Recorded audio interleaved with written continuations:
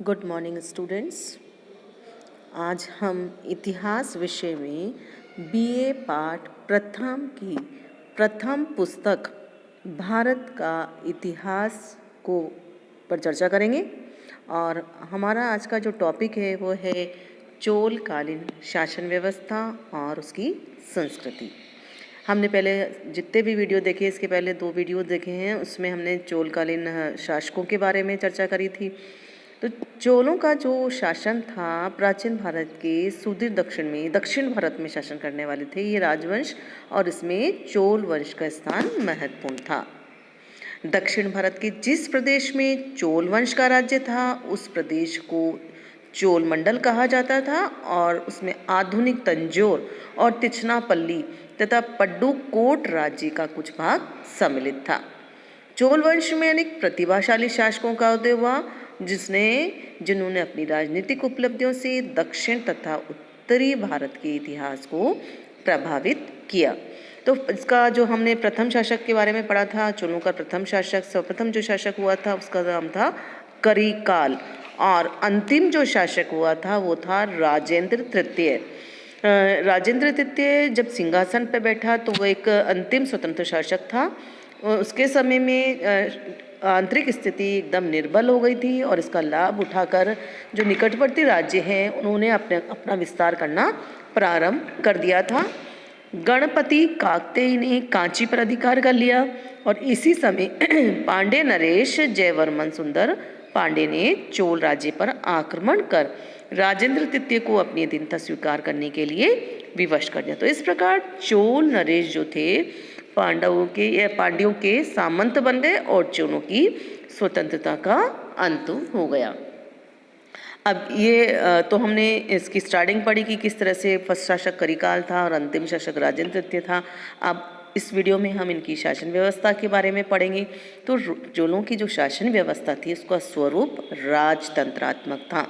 राजतंत्रात्मक जानते हैं, जहाँ राजा का शासन होता है, राजा ही सर्वोच्च अधिकारी होता है, उसे राजतंत्र कहा जाता है। तो जो चोल थे उनके जो शासन का स्वरूप था वो था राजतंत्रात्मक, और राजा ही समस्त शक्तियों का या समस्त शासन का केंद्र बिंदु था, और उसमें सारी शक्तियाँ समाहित थी।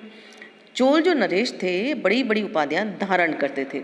इन उपाधियों के बारे में हमने चर्चा की थी आपसे कि क्या क्या उपाधि उन्होंने धारण की थी। जिस तरह से हमने देखा कि राजेंद्र प्रथम था, इसने गंगेकोट चोल की उपाधि धारण की थी। तो इस तरह से बड़ी बड़ी जो है उपाधियाँ ये लोग धारण करते थे। ठीक है, इन्होंने अपने गौरव को प्रतिष्ठित भी किया, किंतु धीरे धीरे समय अनुसार जो उत्तराधिकारी हुए वो अयोग्य हुए और चोल वंश का पतन होता चला गया। शासन प्रबंध में राजा की सहायता के लिए अनेक उच्चाधिकारी भी होते थे, पदाधिकारी होते थे, कर्मचारी होते थे, और इन सब की नियुक्ति राजा के द्वारा ही की जाती थी। नगरीय प्रशासन को संचालित करने के लिए चोल साम्राज्य में सुसंगठित नौकरशाही विद्यमान थी।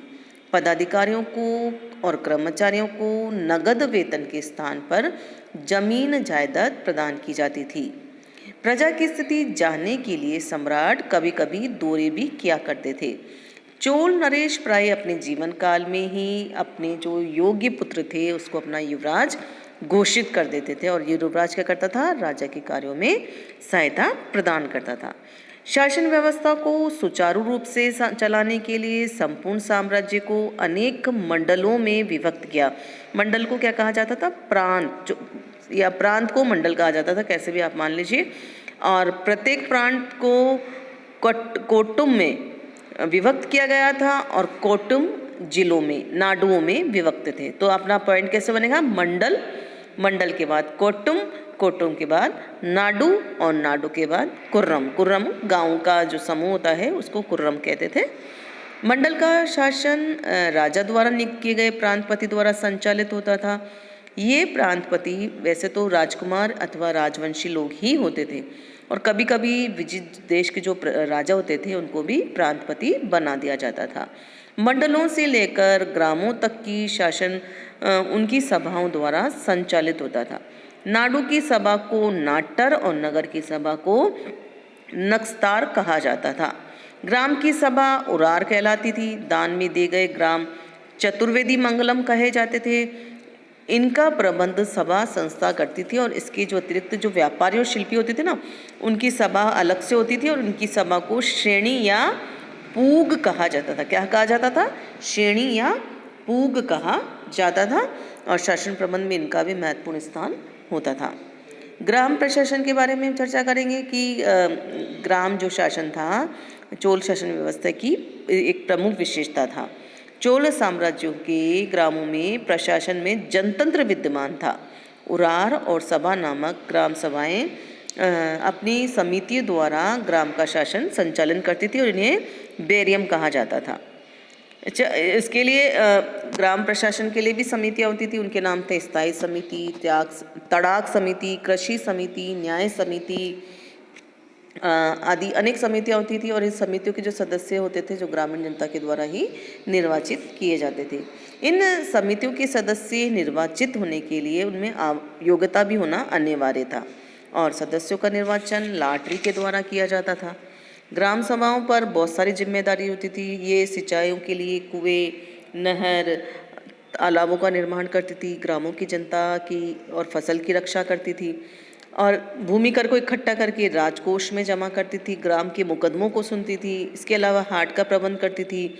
मंदिरों व सड़कों के निर्माण आपातकालीन कार्य में भी इनका कार्य करती थी।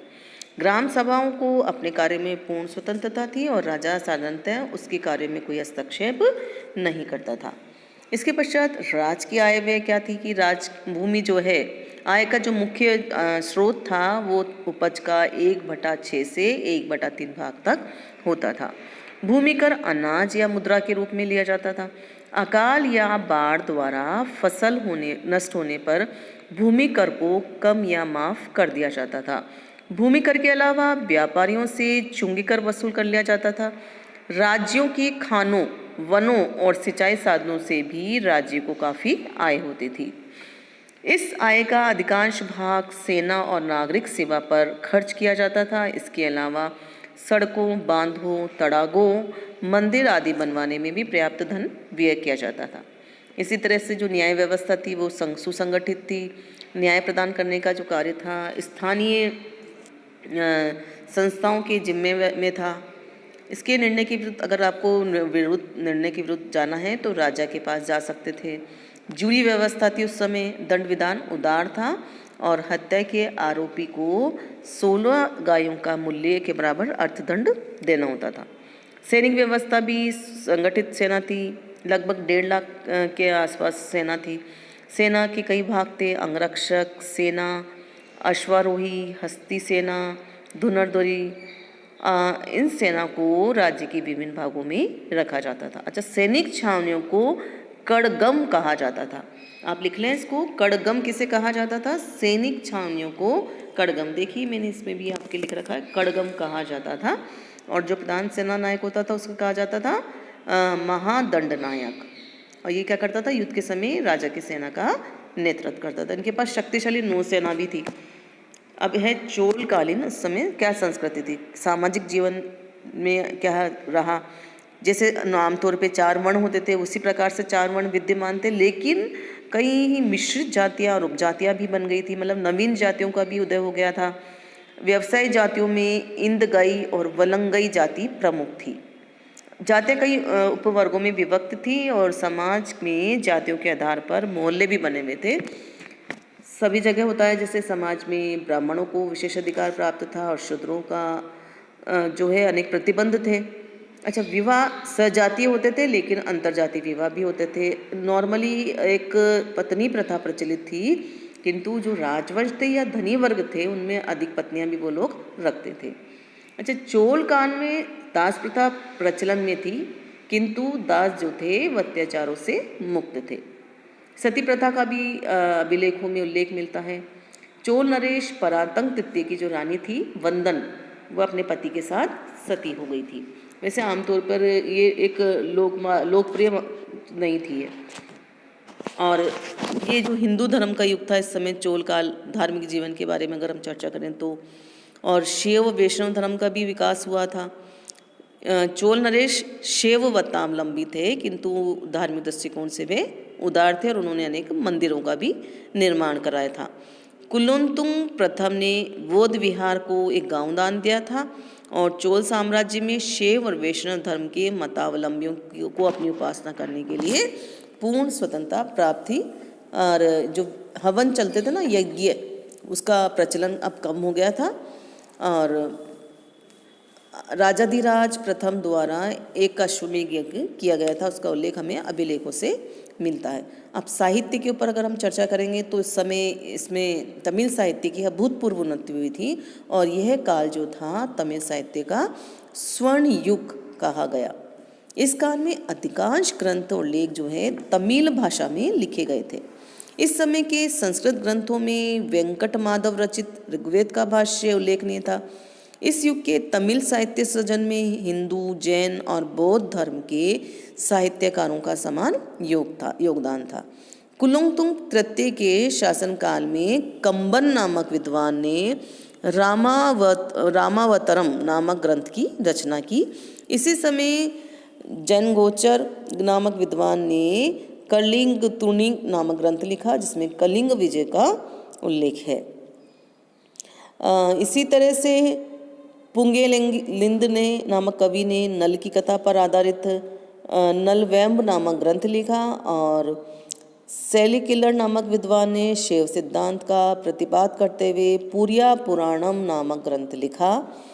चोल काल के जैन विद्वानों में तिरुकेदवर के नाम विशेष रूप से उल्लेखनीय है और उन्होंने जीवक चिंतामणि नामक प्रसिद्ध महाकाव्य की रचना की। इसी समय तोलामोक्ति नामक जैन विद्वान ने प्रसिद्ध शूलमणि नामक काव्य लिखा। पद्मानंद नामक जैन विद्वान ने नत्रुल नामक व्याकरण की रचना की। बुद्ध मित्र नामक जो प्रसिद्ध बौद्ध विद्वान हैं, उन्होंने वीर सोल्यम नामक व्याकरण ग्रंथ लिखा। अब चोल कालीन हम कला के ऊपर चर्चा करेंगे कि चोल कला कैसी थी। जो चोल नरेश थे वो कला प्रेमी थे, उन्होंने कला के में विकास किया। स्थापत्य के क्षेत्र में उनकी गहरी रुचि थी और साथ ही साथ उन्होंने सिंचाई की सुविधा के लिए विस्तार किया, बाढ़ से जनधन की रक्षा की, कावेरी तथा अन्य नदियों के जल प्रवाह को विशाल खंडों से रोककर विशाल बांधों का निर्माण कराया, जिसमें गंगईकोंडचोलपुरम के निकट राजेंद्र चोल प्रथम द्वारा बनवाया गया बांध ये 16 मील लंबा था। कोरंगनाथ मंदिर, ये मंदिर तिरुचिरापल्ली जिले के श्रीनिवास नलूर नामक स्थान पर है और इस मंदिर का निर्माण परातंक प्रथम ने कराया था। ये मंदिर मंडप, गर्भगृह और अंतराल से युक्त है और गर्भगृह पर 20 फीट ऊंचा शिखर बना हुआ है। तंजौर का बृहदेश्वर मंदिर, ये मंदिर दक्षिण भारत का सबसे विशाल मंदिर है और इसका मंदिर का निर्माण चोल नरेश राज प्रथम के समय हुआ था। गंगईकोंडचोलपुरम का मंदिर, इस मंदिर का निर्माण चोल नरेश राजेंद्र प्रथम के शासनकाल में हुआ था। इसकी स्थापत्य शैली तंजौर मंदिर की शैली के समान है। यह आयताकार मंदिर है और इसकी लंबाई 340 फीट और चौड़ाई 110 फीट है। मंदिर का शिखर जो है 150 फीट है। इसके अलावा मंदिरों के अलावा जो चोल शासनकाल थे, उन्होंने अनेक मंदिरों का और निर्माण भी कराया। इनमें से अधिकांश जो मंदिर हैं तंजौर जिले में बने हुए हैं। सुब्रमण्य मंदिर, ऐरावतेश्वर मंदिर, त्रिभुवनेश्वर मंदिर, ये सारे जो है तंजौर जिले में बने हुए हैं।